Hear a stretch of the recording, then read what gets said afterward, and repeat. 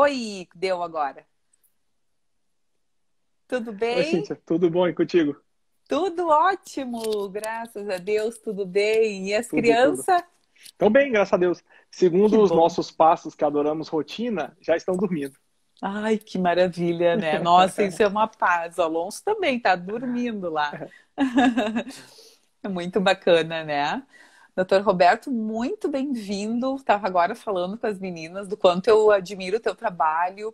Hoje, a nutricionista que trabalha comigo, só para te dar um feedback, a Jéssica, ela disse assim: Nossa, tô indo lá assistir com vocês. E a Jéssica tá sempre junto nas lives. E ela disse: Nossa, eu amo a forma do Dr. Roberto explicar. Eu não perco uma caixinha de pergunta dele, porque é muito assertivo e muito sem mimimi, né? É isso que. E informações que a gente consegue ver que a gente está no caminho certo, né? E isso dá uma segurança tão boa, né?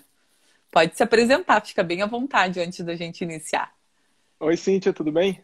Para quem não me Tudo. conhece, eu sou o Roberto Franklin, pediatra, trabalho em Brasília, tenho 3 filhos, Pedro, Alice e a Clara. E além de ser colega, amigo e parceiro da Cíntia, eu sou aluno também, então aprendo diariamente, assim como vocês. Eu acho que a gente compartilha muito conhecimento e isso ajuda bastante. E o principal é isso que você falou, Cíntia, é a gente saber do que a gente está falando, a gente entrar na Uhum. realidade de cada paciente, até mesmo porque tem situações e situações, né? Então são experiências únicas que a gente não pode protocolar em uma fórmula matemática. Então, tem Exatamente. várias coisas que a gente pode fazer. E como você estava falando no começo, que a introdução alimentar dura 2 anos, né? Até os 2 anos. Uhum, uhum. Então, é um período que a gente, por ser introdução, o nome, muita gente acha que é só o período de iniciação. Aquele período Exatamente. inicial, o primeiro mês, iniciação ou Uhum. adaptação, que pode ser considerado o primeiro momento do contato com a comida, mas é como você falou, a gente estende um pouquinho mais. E eu não sei se foi problema da minha conexão, quando eu estava tentando enviar a solicitação Uhum. para a gente se falar, você ia falar que a introdução alimentar se divide em 3 etapas. Né? Uhum. Eu acho que a gente fica muito curioso para saber quais são as 3 etapas. Ótimo, ótimo. Eu adoro falar sobre esse assunto porque é um momento assim que eu comecei a ver em todo o processo da introdução alimentar, desde que eu comecei a trabalhar, uma divisão muito grande entre os marcos de desenvolvimento do bebê, no primeiro, na fase inicial, que eu caracterizo dos 6 aos 12. A gente tem um bebê mais explorador, que está conhecendo, que praticamente aceita mais os alimentos, vamos dizer assim, claro que no seu determinado ritmo. Dos 13, 12, os 13 aos 18 meses, eu vejo uma fase bem marcante, assim, depois dos 12 aqui, uma redução muito grande, né, na velocidade de crescimento, o bebê reduz muito a ingestão, volume alimentar, automaticamente começam a aparecer as preferências alimentares aqui. Por exemplo, aquele bebê que comia kiwi, laranja, banana, bergamota, tudo que era tipo de fruta, começa a não querer a laranja, não gosta de comer a banana, e vai fazendo rodízio entre as frutas, entre os alimentos. É uma criança que já está mostrando preferências alimentares com um marco bem importante de desenvolvimento aqui. E dos 18 aos 24, aqui começa, porque aos 24 é uma característica da seletividade alimentar, lá do pré-escolar. Só que aos 18 meses, um marco bem importante aos 18, eu caracterizo muito, e aqui que eu começo a trabalhar a seletividade alimentar lá na frente, que é onde a gente não precisa deixar se instalar algo para começar a trabalhar, bem pelo contrário. Quanto mais a gente explora esse momento, por exemplo, ao invés de trazer uma laranja picada, traz a laranja inteira para o bebê descascar, para o bebê contar semente, seja o que for. Trazer o alimento para gerar a curiosidade, automaticamente essa motivação da criança em ela estar tocando, manipulando, descascando, ou seja, a gente reduz de forma muito grande os graus de seletividade lá. Então, 6 aos 12, 13 aos 18 e 18, 19 aos 24. Bem marcantes, assim. E aí, saber trabalhar cada intervalo desses para mim, é essencial, assim. E eu tenho tudo isso bem feito dentro do curso de forma dividida. Eu senti essa necessidade, eu não podia fazer algo em que eu fizesse um curso em que lá estaria, ó, a introdução alimentar é assim, assim, assim, assim. E quando chega no momento em que a criança para de comer, tem um momento que eles reduzem muito e a mãe se pega em desespero. Tem duas coisas que você falou que eu acho fenomenais, que eu acho fundamentais na sua abordagem, Cíntia. A primeira é a diferença que você sempre usa entre preferência e seletividade, né? Isso aí eu acho ótimo, eu acho que é bem didático, as mães conseguem aprender, né, e compreender muito bem a diferença. Que, lógico, as crianças começam a ter, devido à formação das papilas gustativas, devido à formação do paladar, começa a ter, sim, esse estágio de preferência. Exato. E se a gente deixa que eles tomem conta do processo de introdução alimentar, isso vai virar uma seletividade no futuro. Exatamente. Então, o jeito que você aborda eu acho perfeito. E essa questão da divisão quanto aos marcos de desenvolvimento, então aí vem aquele nosso questionamento, né? Eu, você e a nossa orientadora do sono, Eliana, a gente gosta muito de falar dos marcos de desenvolvimento, por quê? Porque são eles que regem todo esse período de amadurecimento do bebê. Então, assim, são pontos cruciais aos quais a criança vai galgando e vai conseguindo ter o seu desenvolvimento neurológico, que a gente chama de crânio caudal, e do centro para fora, né, do centro para as extremidades, vai tendo um detalhamento maior do seu amadurecimento, vai ter um detalhamento maior do seu ganho neurológico e, consequentemente, ele passa a ter um desenvolvimento cognitivo, o desenvolvimento motor, o desenvolvimento social, e aí entra o sono e a alimentação. Então, a gente consegue abordar tudo só conhecendo a fisiologia da criança, o amadurecimento da criança. A gente não se pega a pontos que podem ocorrer ou não de acordo com a observação individual de cada um. A gente pega uma base consolidada cientificamente, que são os marcos neurológicos. Eu acho isso ótimo. Essa abordagem que você dá, Cíntia, é perfeita. É muito bacana e é justamente porque a gente conhece exatamente essa base toda para saber trabalhar aqui. Eu não posso trabalhar com um bebezinho que está lá, que eu ouço demais, assim, meu bebê está com 9 meses e está seletivo, ele está numa seletividade horrível. E não é, aos 9 meses o bebê está começando com outros, né, questão do desenvolvimento da pinça, se segurar e tentar levantar. É um períodozinho, assim, que aos 9 meses eles começam com outras habilidades novas aqui. E sabendo de toda essa base por trás, a gente não se aperta, vamos dizer assim, que nem eu digo para as mães. Vocês sabem que ali na frente vai acontecer isso. Então, tu saber que lá na frente, por exemplo, vai acontecer tal e tal e tal coisa, e vocês precisam agir assim, assim, assado, é muito bonito de ver a mãe com esse conhecimento. Ela chega e diz assim, ai, Cintia, olha lá, tá, né, com uma seletividade lá aos 19, um marco bem importante e tal. E simplesmente eu fiz exatamente o que tu disse e simplesmente eu tô super tranquila. E realmente, passou 2 semanas, tá lá comendo novamente de tudo. É uma paz muito grande, né? Conhecimento. Quando a gente tem isso, a gente fica muito mais tranquila, né? E é o que as mães sempre te perguntam, me perguntam também. Se o bebê pode realmente comer mesmo sem ter dentes. Teve um dia que você deu um exemplo maravilhoso, que foi você amassando a maçã com os dedos. Falando, é assim, é assim. Sim. Então as mães sempre questionam isso. Como é que meu filho vai comer se não tem dente? Isso. Então, assim, vai de acordo com o amadurecimento neurológico. Porque a gengiva já tem a força, já tem a preensão, já tem a capacidade de mastigação. E a gengiva, esses alimentos não são completamente sólidos, que são incapazes de serem quebrados. Exatamente. Quando a gente pensa que ali embaixo da gengiva já está a dentição, né? Que tem toda a parte, se a gente tirar um raio-x, a gente vê todos os dentinhos ali, tudo. A gente quando é um sólido fundível, que a gente chama, que a gente consegue com os nossos dedos, movimento nosso de pinça, esmagar. A gengiva do bebê é completamente possível de fazer todo o processo, né? Há quanto tempo está a introdução alimentar, a Clara? Cíntia, ela está com quanto? 7 ou 8? Ela fez 8 hoje, está fazendo 8 hoje. Era o que eu imaginei, eu achei que ela estava por aí. Nossa, como passa. Passa muito rápido, passa muito rápido. Ela começou relutante, a gente começou com as frutinhas com ela, né? Fizemos uma semana de frutinhas. Você viu as fotos, comendo o mamão, pegando. Mas no momento inicial, ela não gostou muito da fruta, não. ela Uhum. ficava conhecendo, brincando e jogando no chão, lógico. Isso. E aí, quando introduzimos a papinha de mistura múltipla, né, já Uhum. a alimentação completa para ela, aí ela tomou gosto.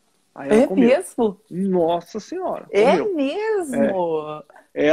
Se você para de dar comida para ela, ela grita, Reclama. chora, Ai, que esperneia. amor. É. Essa individualidade que eu acho fantástica, porque às vezes as mães, ai, meu bebê não come comida, só gosta de fruta. E às vezes vem, ah, mas o meu bebê só gosta de comida, não gosta de fruta. E aí vai indo, Mas né? vem a questão que a gente estava conversando, a individualidade de cada um.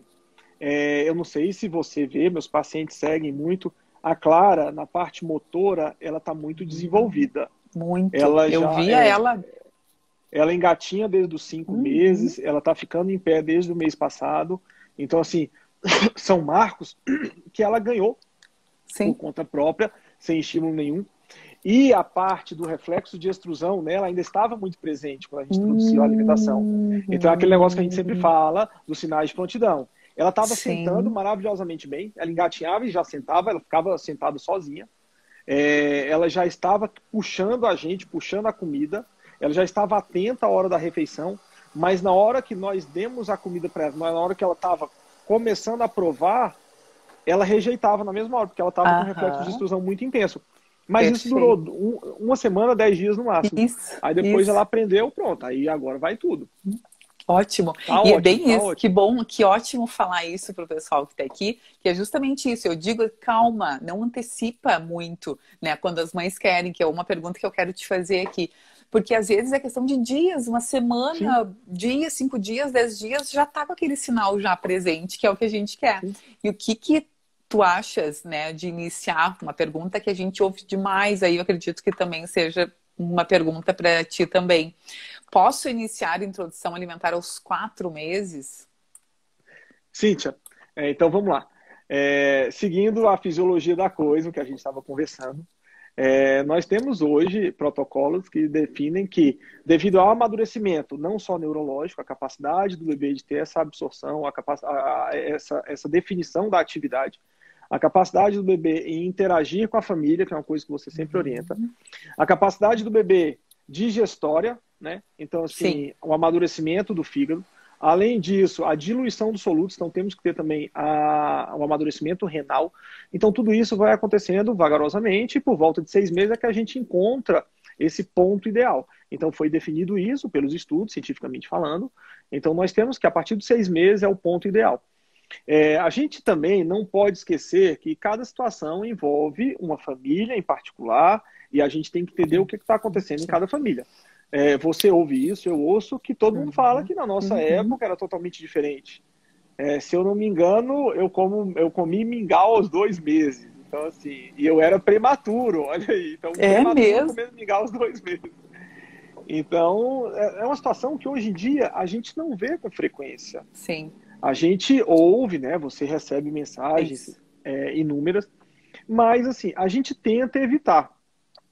Mas existe uma coisa que, por exemplo, você tem uma mãe que está leite materno exclusivo, o bebê ganhando peso maravilhosamente, e uma mãe que volta a trabalhar com 4 meses. Uhum. A mãe fica 10 horas fora de casa Uhum. e ela não tem capacidade de retirar o leite e dar para o seu filho na sua saída.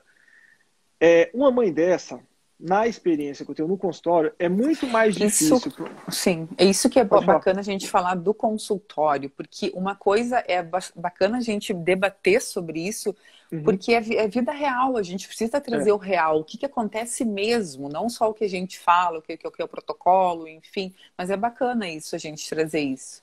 é. Então a gente sabe que aos 4 meses o bebê tem aquela aceitação devida ao seu marco neurológico, a Uhum, aceitação ainda de um costume com alimento líquido, uhum, porque não tem o reflexo ainda de intrusão, tem mais o de extrusão presente, está mais acostumado com, com o alimento líquido, que é o leite, seja materno, ou seja, o leite à forma artificial. Então, devido a isso, a gente entende que não é o recomendado. uhum, Mas, como eu estava te falando, tem uma mãe que chega, vai voltar a trabalhar, a licença maternidade dela é de 4 meses, ou antecipou a licença maternidade, vai voltar com 120 dias, sendo que o bebê antecipou, ela teve que retirar a partir de 36 semanas de gestação, e chega com 3 meses e meio, aí tem que começar a comida. E agora? Como é que a gente faz? O que eu tenho visto na experiência do consultório é muito mais fácil eu convencer uma mãe a introduzir o alimento no quarto mês. Eu não, agora eu vou falar uma coisa que não é mentira, é o que eu vejo no consultório. Devido ao excesso de informação, devido à capacidade que as mães têm de ver tudo que está sendo exposto no dia a dia, é muito mais fácil para uma mãe dessa eu convencer a introduzir o alimento do que introduzir a fórmula.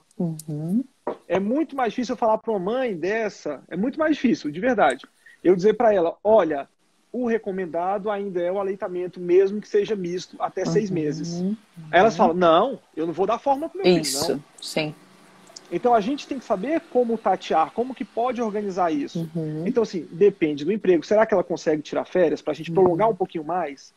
Será que ela consegue um acordo com o chefe de ficar uma tal de licença amamentação, que algumas empresas concedem isso, fica mais 15 dias em casa? O quanto mais a gente puder postergar a introdução alimentar para que o bebê tenha os sinais de prontidão, melhor para a gente e melhor para o bebê. Exato. Mas a gente tem que entrar na realidade de cada um. Então, eu vejo pacientes me perguntando, mas eu sempre falo, vamos tentar segurar um pouquinho mais? A fórmula não é tão ruim assim. A composição da fórmula em macronutrientes é basicamente se assemelhando ao leite materno. É o que mais se assemelha, exato. Exatamente. Então, a gente tenta falar isso, mas a gente sabe que a situação de cada um é individual. Mas não é recomendado, como você bem perguntou, não é recomendado. A gente tenta evitar ao máximo, introduzir antes dos 6 meses e dos sinais de prontidão. A gente tende a seguir esse protocolo pelo amadurecimento do bebê, pela capacidade de absorção dos nutrientes, pela capacidade de participar daquele momento com a família, para entender que é uma refeição. Então a gente tenta evitar antes dos 6 meses. Sim. Uma questão que eu vi, por exemplo, assim, né, com a minha experiência, que eu atendo bastante consultoria e o curso também, que a gente faz o protocolo, o suporte dentro do curso MBS e consulta, né, online. Quando a mãe vem para mim e normalmente, um exemplo, ela diz assim, eu vou voltar a trabalhar, eu vou ter que começar a introdução alimentar, meu bebê tá com 5 meses, e aí normalmente, que é isso mesmo, né, da gente tentar ao máximo fazer. O que ela me disse? Isso aconteceu com várias já. Não, mas eu vou ficar das 7, que é uma outra realidade, das 7 às 11 fora. Ok, das 7 às 11 a gente consegue, por exemplo, deixar talvez o leite, né, por exemplo, tentar retirar um copinho, fazer uma ordenha, tentar fazer com antecipação o treino do cuidador para oferecer no copinho e fazer a questão de quando ela chegar e ela amamenta normalmente durante. Aqui é uma outra realidade, a gente conseguiu várias já estender até os 6 meses. E outra realidade também, vou voltar ao trabalho e não tem lugar no trabalho para fazer ordenha. E não ter lugar, porque tem que ter um local, né, da empresa que consiga, que ceda o lugar para fazer tudo isso. E muitas vezes não tem. Eu me coloco no lugar, assim, às vezes deve ser desesperador quando tu não tem a possibilidade, né, de conseguir fazer isso, deve ser muito difícil. E a questão da fórmula, exatamente, né, às vezes o convencer, né, muitas vezes que a mãe talvez não quer, ou não consegue ordenhar, tem tudo isso, por isso essa individualidade, né. Além disso, Cíntia, nós temos uma preconização que vai desde o momento que as mães estão gestantes, elas já ouvem falar, né? Primeira coisa é se vai amamentar. E segundo, é que a amamentação deve ser em livre demanda. Aí chega uma livre demanda, lógico, cada caso deve ser avaliado individualmente. Mas chegam as mães em livre demanda, que a livre demanda é de hora em hora. Sim. Então, uma livre demanda de horário desse jeito fica muito difícil da gente, inclusive, conseguir retirar, extrair e guardar um leite para ser ofertado no momento que a mãe saia. Exato. Então, a gente pode fazer uma livre demanda dirigida, uma livre demanda orientada. O que vem a ser isso? Não responder aos sinais que o bebê dá a todo momento, porque com o passar do tempo, o bebê vai amadurecendo e o seu tempo de jejum também. Então, isso aí deve ser orientado, porque para que a mãe possa se adaptar ao seu retorno ao trabalho. O bebê não precisa, você sabe disso, não precisa mamar de hora em hora. Exatamente. Ele suporta. Recém-nascido até que a gente ainda recomenda isso. Mas depois de uma certa idade, por exemplo, 3 meses, a gente já consegue colocar uma boa rotina de orientação alimentar também nesse momento. Então dá para a gente ir aos poucos, né, mudando isso para fazer. A mãe vai voltar a trabalhar antes dos 6 meses. A gente consegue fazer isso e se preparar, junto com o pediatra, junto com a nutricionista, saber o que vai acontecer, se a produção está adequada, a gente pode começar a retirar, porque, segundo as orientações da Academia Americana de Pediatria, a possibilidade do leite ficar armazenado por mais de 3 meses, se você conseguir um local que não vai ser muito exposto, não vai ser muito mexido, se colocar no fundo do congelador. Então, você consegue armazenar um leite por mais de 3 meses. Então, isso aí já dá para programar bem, né? Se mais de 3 meses... Com certeza. Então, com certeza. Tudo... Planejamento. Exatamente. Pronto, planejamento. Exatamente. Um desespero que às vezes chega para mim assim, Cíntia, às vezes na caixinha de pergunta, eu volto a trabalhar semana que vem e o meu bebê não tá pegando uma madeira. Ai, gente, não façam isso. Se alguém estiver grávida, hoje eu fiz uma... Faltando uma semana, né? Uma semana não pegou. Gente, como faz? Como faz? Não tem... É desesperador, assim, é planejamento. Pelo menos, se vocês forem deixar quem estiver grávida ou amamentando, o bebê não iniciou a introdução alimentar e tem que fazer isso, pelo menos um mês de treino com o cuidador que está em casa, pelo menos um mês antes, já começar, a mãe estando em casa, já começar a treinar o bebezinho, deixar outra pessoa oferecer o leite e já começar a treinar, né? E muita gente não percebe, Cíntia, mas esse período inicial, esses 6 meses iniciais, passam tão rápido, mas tão rápido, que a gente, quando se dá conta, já está na hora das mães voltarem ao trabalho. E isso para as que têm 6 meses. Então, assim, é uma coisa que voa. Voa, porque o envolvimento o envolvimento é muito grande, é dia e noite, enfim, é bem complicado. Eu ia te fazer uma outra pergunta sobre o retorno ao trabalho aqui, mas eu acho que a gente já falou sobre isso, que era bem sobre isso, assim. Uma outra questão que eu ia te perguntar, devo considerar a idade gestacional corrigida para fazer a introdução alimentar, por exemplo, daquele bebê que nasceu prematuro? Como é que funciona? Tu sabe quantas semanas você nasceu ou não sabe direito? Reza a lenda que foi de 7 meses. Reza a lenda. Certo. Mas, assim, olhando as fotos, eu acho que eu não fui, não. Antes? Acha que antes? Não, acho que eu fui depois. Acho que depois. Eu sou mais maduro. Olhando as fotos, mas minha mãe fala que eu sou de 7 meses. Então, assim, Isso aí, eu sempre falo lá no consultório. Chega um paciente, doutor, meu filho é prematuro, coitado, e a idade... Eu falo, gente, relaxa, fica tranquilo. Até mesmo porque prematuro cresce, desenvolve, estuda e vira pediatra, né? Então fica tranquilo. Quem sabe, se não tivesse sido prematuro, podia ser um neurocirurgião, né? Um artista, mas virei pediatra, tá bom. Então. Que bárbaro. Mas aí, quanto a essa pergunta, Cíntia, olha só. Tinha alguns autores, até alguns anos atrás, uns 5 a 10 anos atrás, tinha alguns autores que consideravam a idade gestacional corrigida para tudo. Para tudo. Então, não levava em consideração o amadurecimento que o bebê podia ter, até os 6 meses, inclusive. E aí falava que ele ia atingir os marcos iguais a um bebê que nascia a termo por volta de 18 meses. Com os estudos, com o amadurecimento, né? A gente tem visto que o excesso de trabalhos em cima dessa temática é muito grande. A gente tem visto que, dependendo da criança, dependendo do bebê, e dependendo da imaturidade, né, dependendo do grau de prematuridade, a gente desconsidera isso. Então, isso para a grande maioria das coisas. Então, assim, o processo de ganho neurológico, sentar, andar, falar, então a gente pode até igualar com o bebê a termo, dependendo de cada um. Porque, por exemplo, os meus 2 mais velhos, eles não são considerados prematuros, mas eles são limítrofe, de 37 semanas. E atingiram tudo na idade adequada. A Clara é de 39, quase, 38 mais 5, ela é quase 39 semanas, nasceu muito bem, nasceu a termo. E ela não teve, ela tem inclusive adiantamento de marcos motores. Sim. Então, a gente, se formos considerar a prematuridade exclusiva, sem analisar o nosso objeto, de fato, que é a criança, a gente tem sim que levar em consideração oficialmente.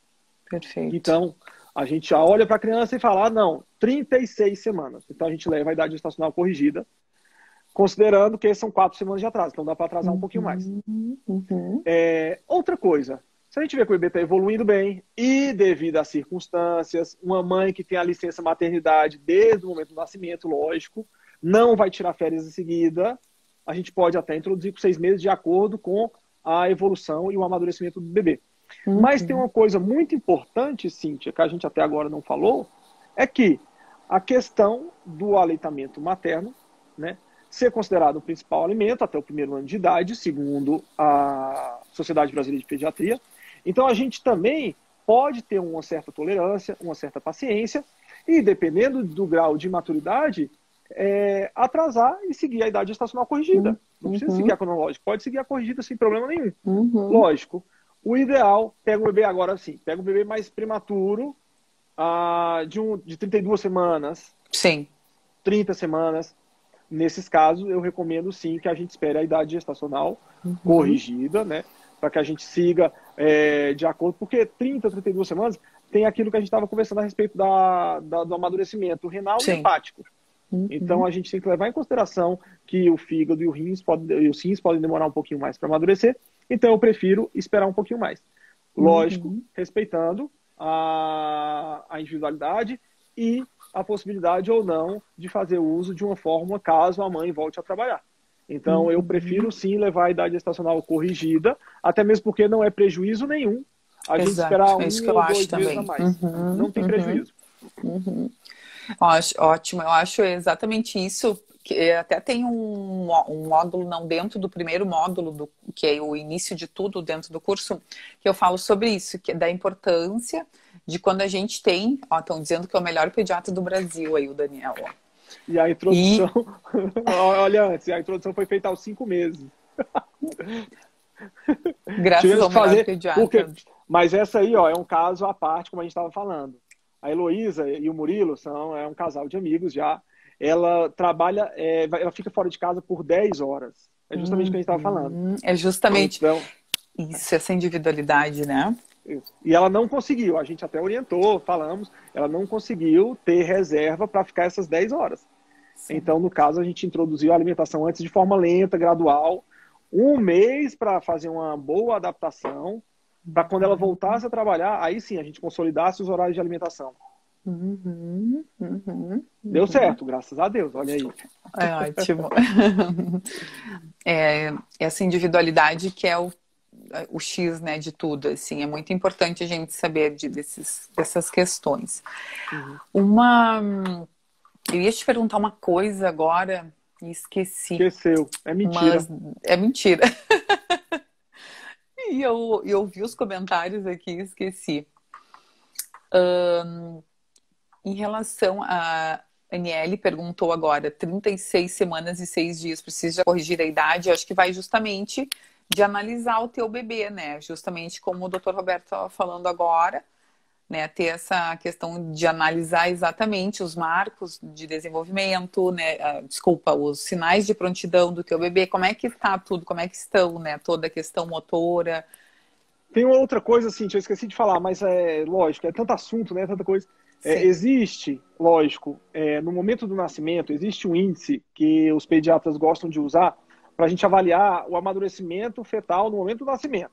Então, assim, a gente calcula a idade gestacional de acordo com alguns parâmetros que são calculados, a gente vai somando. Então, assim, pode acontecer muitas vezes desse índice que a gente chama de índice Capurro, esse índice estar maior do que o da idade gestacional pela última menstruação ou pela ecografia.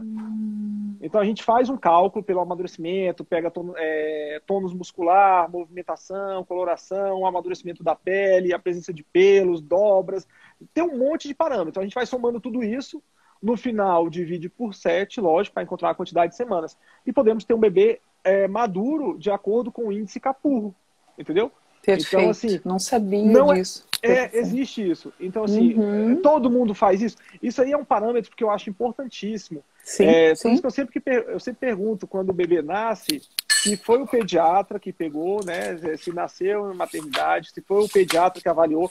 Porque tem todos os exames a serem feitos no momento do nascimento Tem também o índice de Apgar, que a gente avalia a vitalidade fetal, mas no momento do nascimento, se o pediatra faz esse índice Capurro, ele é muito mais fidedigno, ele é muito mais correto quanto ao amadurecimento do bebê do que, inclusive, esses outros, porque a gente vê o objeto ali, a gente pega o bebê, Exato. avalia, e se der um índice bom, né, amadurecido, a gente pode até considerar esse o principal. Perfeito, até anotei aqui, bem interessante, eu não conhecia. Capurro. Muito bacana. Eu já vi 2 perguntas aqui para você falar sobre aleitamento misto. Eu não sei exatamente. Eu não sei exatamente o que é. Que ela gostaria de saber sobre a amamentação. Ela falou fala mais sobre. Assim, eu acho que esse seria um assunto bom para falar com a Rosana, né? Com a Rosane, exatamente. Eu acho que seria bom agora, com a Rosane a gente podia falar mais, entrar na parte de amamentação mais, que a gente falou bastante aqui, volta ao trabalho, amamentação. Em que tu achas, assim, doutor Roberto, em relação à suplementação, né? Claro que se a gente ficar falando sobre suplementação, seria uma live só disso. Mas sobre ferro e vitamina D, né? Que a gente sabe, assim, que é uma recomendação, assim, dessas... Oficial, né? Oficial, Como é que é, na realidade, essa... Eu não vou entrar muito para eu não te atropelar aqui. O que tu achas, assim? Porque até estavam perguntando do ferro, até que idade, estavam perguntando aqui. Eu acho que seria uma boa hora da gente falar sobre isso. Perfeito. Cíntia, você sabe que isso é um assunto polêmico ainda, há controvérsia. Não é que há controvérsia, os pediatras mais antigos, né? E os pediatras mais novos que gostam de seguir protocolos. Então, assim, nós temos hoje uma orientação oficial, a questão do ferro já vem de muito tempo, já vem de mais de 10 anos para cá. A vitamina D é mais recente. Mas o que nós temos? Levando em consideração que a orientação para os dois, a orientação é global, ou seja, a Organização Mundial de Saúde, né, orienta isso, aí o Ministério da Saúde, junto com a Sociedade Brasileira de Pediatria, abarcam e aí a gente passa o protocolo. Então é feito dessa seguinte forma. O protocolo do ferro se deu porque foi visto, com o passar do tempo, devido à baixa qualidade nutricional das crianças, principalmente em zonas precárias, foi visto que isso estava causando anemias ferroprivas, né, a dependente de ferro, a anemia que falta ferro. Com isso, foi instituído o protocolo da suplementação de ferro. Então já tem um tempinho que é orientado isso, já faz parte do programa do Ministério da Saúde, o programa de suplementação de ferro. Já é dado, tem sulfato ferroso para ser dado nos postos de saúde, você consegue fazer isso gratuitamente. E isso foi orientado, antigamente, né, até pouco tempo atrás, era a partir do 6º mês. Mas aí viu-se que a carência continuava, orientou fazer essa introdução a partir dos 3 meses. Então de fato oficial a orientação de suplementação de ferro a partir dos 3 meses, tendo em vista que a orientação vale para todos, seja meus conterrâneos lá no Ceará, seja aqui em Brasília ou aí no Rio Grande do Sul, a orientação é a mesma, porque a orientação é global, a gente tem que pegar por baixo, não por cima. Eu não consigo garantir que a alimentação de todos os habitantes seja a mesma. Eu não consigo garantir que a diversidade nutricional, independente da classe social, a diversidade nutricional vai ser a mesma. Pensando dessa forma, a gente garante esse aporte nutricional do ferro com a suplementação. Então, a orientação oficial é sim fazer uso do ferro. A questão da vitamina D, então já começou da década de 90 para cá, um estudo que veio da Academia Americana de Pediatria. Então, mas assim, a questão da vitamina D foi visto que com a modernidade nós estamos ficando mais tempo presos em casa, as crianças têm menos exposição solar, então começou dessa forma, e tendo em vista que nos Estados Unidos, um país no qual a incidência solar é oblíqua, tem maior dificuldade de produção de vitamina D, porque nós temos no máximo 3 meses de sol por ano lá. Consequentemente, a exposição é mínima, é ao frio. A gente precisa de uma incidência mais perpendicular do que oblíqua para ter uma absorção dos raios, principalmente os UVB. Com isso, ficamos protegidos e não produzimos mais tanta vitamina D. Aí veio esse protocolo. E nós copiamos esse protocolo do mesmo jeito. O protocolo deve ser global, não deve ser pontual. Porque se eu divirjo, se eu apresento divergências num protocolo, faço confusão. Então, o protocolo tem que ser o mesmo para todos, seja lá ou seja cá. Então, começou com essa necessidade de suplementação de vitamina D, com 400 unidades desde o nascimento. No último ano, veio um novo estudo da Academia Americana de Pediatria, falando que não devemos expor crianças ao sol de jeito nenhum, porque tem risco de queimadura e desenvolvimento de câncer de pele. Aí é que entra o ponto que eu estava conversando, né? Que eu falei inicialmente da polêmica, né? Do Exato. contraditório. Eu não sou de Brasília, eu sou cearense, criado no sol. Pode não parecer, mas eu fui lá, criado no sol. Eu nunca vi um casal, um pai, uma mãe, deliberadamente colocar uma criança no sol a ponto de queimar a criança. Sim, nunca exato. Vi. Sim. Desta forma, a gente sabe que a vitamina D é produzida e quanto mais branco, a maior produção de vitamina D. Desta forma, eu acho normal, natural, ter uma exposição solar mínima, é saudável para a pele, mas o protocolo, a nova orientação é essa, e a Sociedade Brasileira de Pediatria já aderiu a isso, já lançou uma nota falando a mesma coisa, que não devemos expor as crianças do sol e que devemos fazer a suplementação desde o nascimento. Então, oficialmente, é esse o protocolo. Quando a gente vê que alguns pediatras não passam nem ferro, nem vitamina D, quando a gente vê isso, a gente confia principalmente que é uma pessoa que tem, quanto ao ferro, uma diversidade nutricional, a mãe tem índices de ferro bons durante a gestação, não teve perda, amamenta bem, ou está na forma, a forma já tem a quantidade adequada. Então a gente confia que esta família não vai ter tanta perda, tanto desperdício, né? E não vai ter tanto déficit de ferro. Pronto, a gente confia nisso. Então tem pediatras que fazem isso confiando que essa família, esse bebê vai ser suprido de acordo com a diversidade alimentar da família. Alimentos ricos em ferro, você sabe, eu sei. Então temos proteína animal, né? Vegetais verdes escuros, beterraba, feijão. Então assim, um alimento rico em ferro nos propicia uma boa reserva de ferro. E quanto à vitamina D, os pediatras também, que há pediatras que não orientam a suplementação, porque acham que uma exposição ao sol não faz mal, não vai matar o bebê, não vai queimar o bebê. Então, assim, uma exposição mínima é orientado em torno de meia hora por semana para os bebês, meia hora por semana. Ah, tudo bem, é no sol forte, de 10 às 2, 10 às 4. Mas não é para queimar o bebê, é um passeio leve. Você vai dar uma voltinha e volta. Nossa, então, e é tão maravilhoso, né? A questão do sol, às vezes eu digo... Cíntia. Nossa, faz tão bem, é uma coisa que às vezes eu digo, Daniel, às vezes não gosta muito, não é muito, mas eu como fui criado no interior e adoro, eu no sol, assim, parece que, nossa, e é fato, né, assim, é gostoso e faz muito bem. Mas o oficial é justamente isso, o oficial suplementa, tanto ferro como vitamina D. A vitamina D, desde o nascimento, o pediatra sabe a dose adequada, tem várias apresentações de vitamina D, e o ferro hoje é orientado a partir do 3º mês. Então tem sim essas duas orientações oficiais. Se o pediatra prescreveu, ótimo. Se o pediatra não prescreveu, converse com ele, saiba os motivos dele e veja o que se adequa à sua realidade, à sua rotina. Mas o oficial hoje é justamente esse. Então a gente suplementa os dois. Isso tem no manual da Sociedade Brasileira de Pediatria, né, o manual de nutrologia. Tem até um gráfico lá que eles mostram os valores.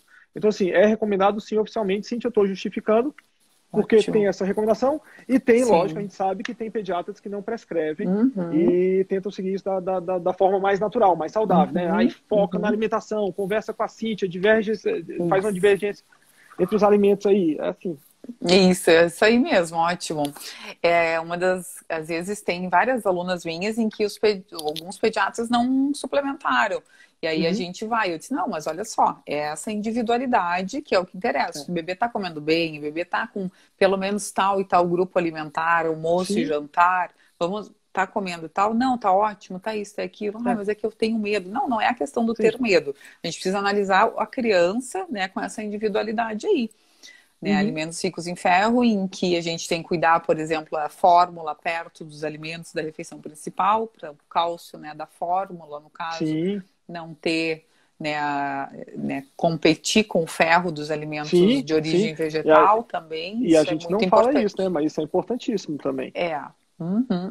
Uma questão, até essa semana, o bebê estava com... Ela disse, meu bebê tá muito anêmico, era até na caixinha, coisas que eu comentei depois na caixinha de pergunta, eu disse, olha, eu não tenho como avaliar de forma nenhuma aqui, porque não é, né, minha responsabilidade, né, responder aqui, mas ela disse, o bebê tá anêmico já faz muito tempo, Só que ele toma leite durante o dia inteiro, fórmula, tá com 12 meses, e fórmula e praticamente não tá comendo. E eu disse, olha, conversa com o pediatra, provavelmente, né? Se não tá comendo, né? Só vive à base de leite. Tem uma hora que o organismo, né? Não tem como. Ou tem que suplementar, tem que rever a alimentação aí. Mas é isso aí, é muito importante saber desse protocolo todo aí. Agora foi a minha vez. Tinha outra coisa que eu ia falar. Claro. E menti, que acabei esquecendo também. E a gente vai entrando num assunto e entra no outro, né?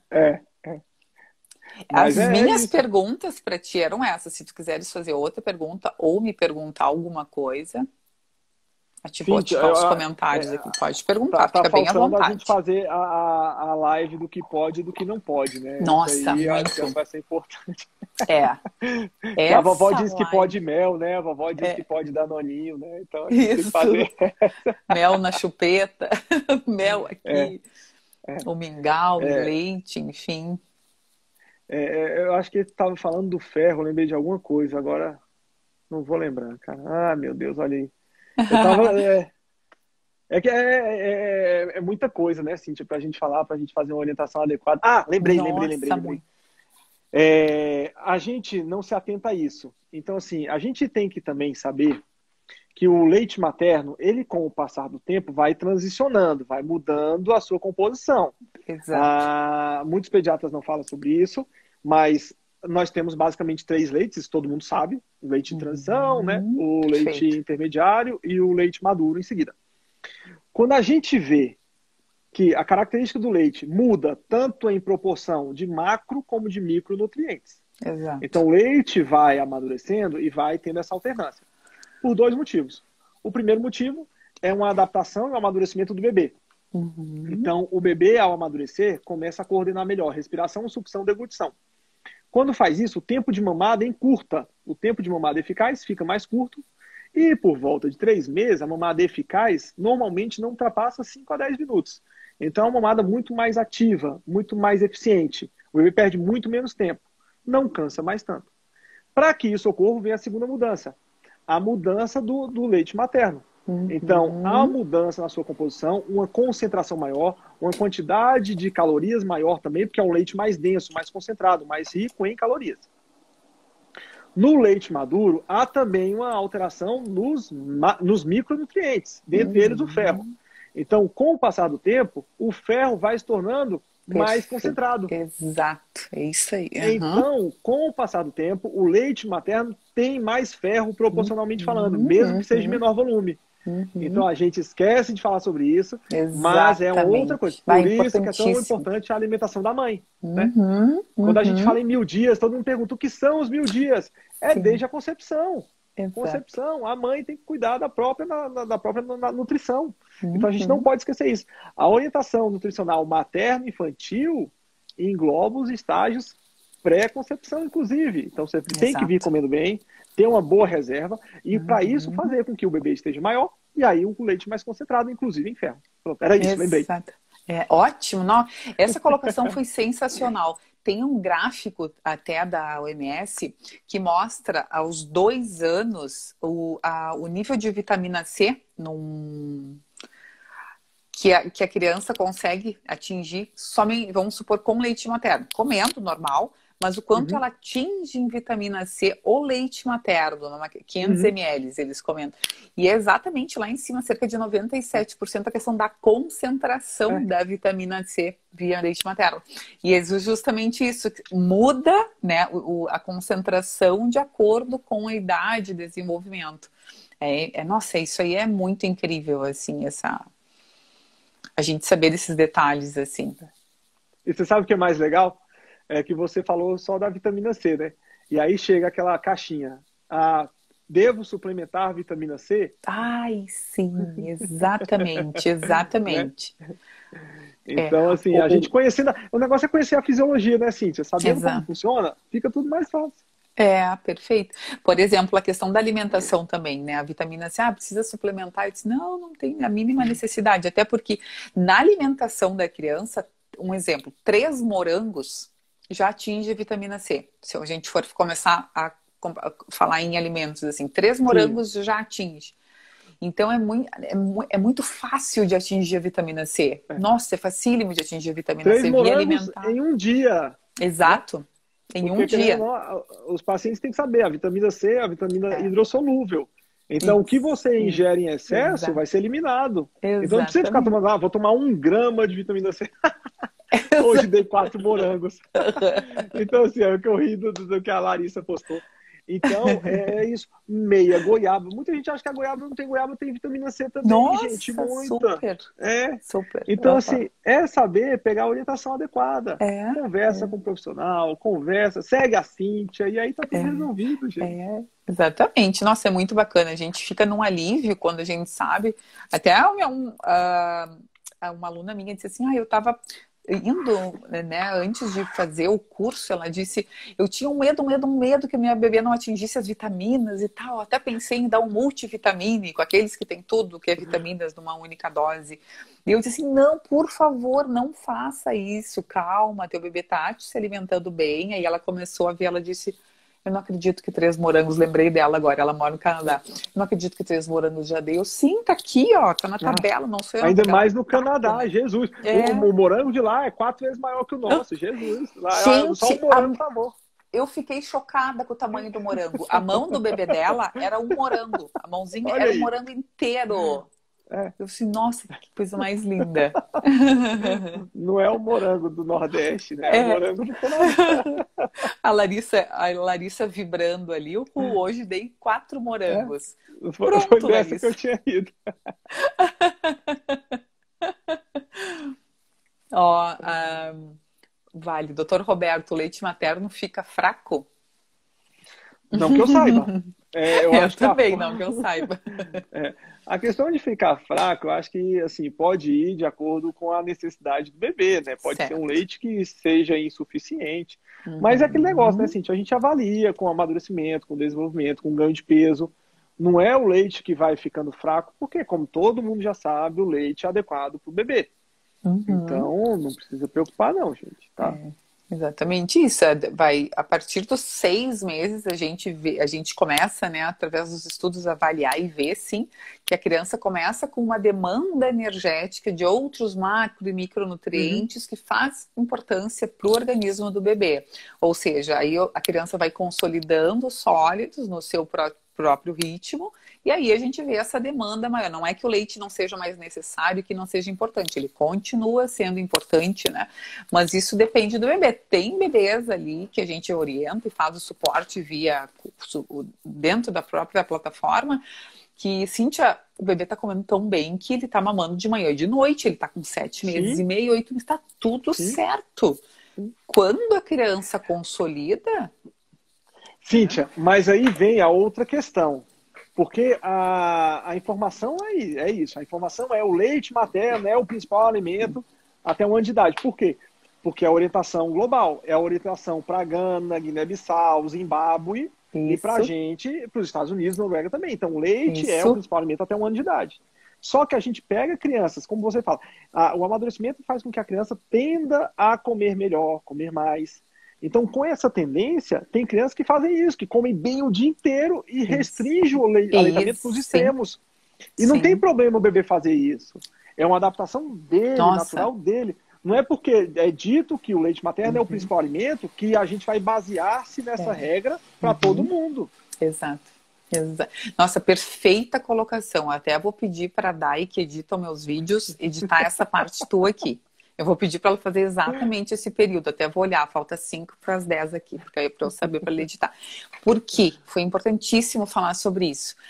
Essa recomendação, ela é muito, entre aspas, interpretada de formas diferentes, tá? Justamente isso. O bebê consolida, cada criança consolida no seu ritmo. A gente precisa ajudar o bebê a consolidar. Um exemplo que eu vou dar para vocês todas que estão aqui ouvindo, isso é muito importante. Às vezes a mãe vem e diz assim, Cíntia, cada final de refeição eu dou mamar pro meu bebê, boto ele no peito. Tu bota ele no peito ou teu bebê pede o peito? É diferente. Não, eu dou porque eu acho que ele vai estar com fome. Então vamos parar por aqui. O bebê almoçou, ficou tranquilo, não comeu o volume que você acha que ele deveria comer.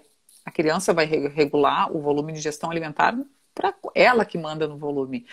Terminou, ficou tranquila, ficou bem, levantou, tirou da cadeirinha, segue o dia. Não precisa ter que dar. Não, mas ele fica choroso depois. Terminou a refeição, traz uma laranja que vai ajudar na absorção do ferro ainda. Descasca a laranja. Olha que a mamãe esqueceu lá, vamos trazer a laranja. A criança acaba comendo praticamente meia laranja, uma laranja inteira, porque as mães se surpreendem o quanto eles respondem bem. Quando a gente ajuda a consolidar o sólido. Deu uma paradinha aqui. Que a minha bateria deu uma.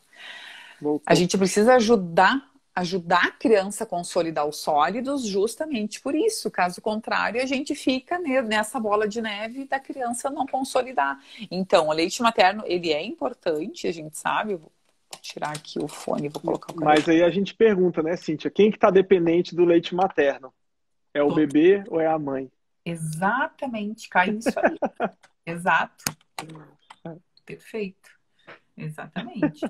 Falta 3 minutinhos para nós. Ele aqui. precisa. Se quiseres falar mais alguma coisa, fica bem à vontade, porque agora o Instagram encerra em 1 hora, ele já começa a contar ali os segundos e apaga, né? E ele some e eu não quero perder essa live de jeito nenhum.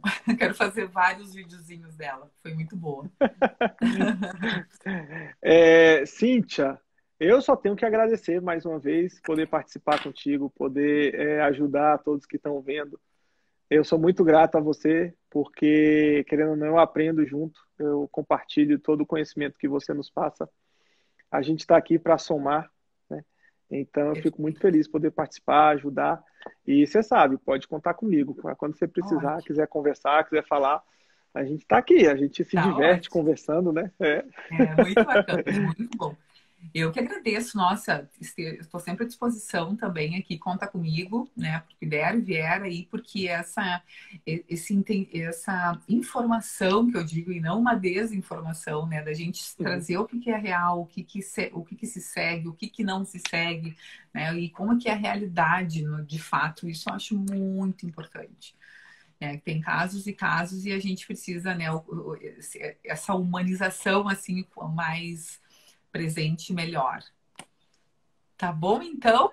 Tá ótimo, obrigado. Porque eu não quero que caia essa live aqui. Muito obrigada, doutor Roberto. Conte comigo. Pessoal, obrigada pela participação de todos aqui na live. Foi um grande prazer. Se a gente não conseguiu responder a todo mundo, a gente viu que teve muita pergunta. Espero que a gente tenha abrangido o maior número de... Tem uma coisa, Cíntia, que o pessoal gosta de fazer, né? Até a Eliana outro dia falou. Para quem gostou da live, né? Tira um print, dá um print isso. da tela, compartilha, manda isso para todo mundo, divulga isso, porque é bom, né? A gente está aqui para ajudar. Então, printa a tela, marca a gente, né? Manda para todo mundo, ajuda também, porque a gente está aqui para ajudar todo mundo. Então, vocês podendo fazer isso. Printem aí e nos marquem lá. Obrigado, Cíntia. Obrigado a todo mundo. Eu vi que tem muito paciente aí hoje participando. Fiquei feliz. Muito bom, né? É ótimo quando isso acontece. É muito legal. O pessoal tá adorando aí. Estão agradecendo. Diz que adoraram a live. Que bom. Eu que adoro falar contigo, Cíntia. Obrigado. Obrigado. Ótimo. Eu que agradeço. Tchau, pessoal. Tô saindo então. Obrigado, gente. Tchau, Cíntia. Beijo grande. Até mais. Tchau, tchau. Tchau.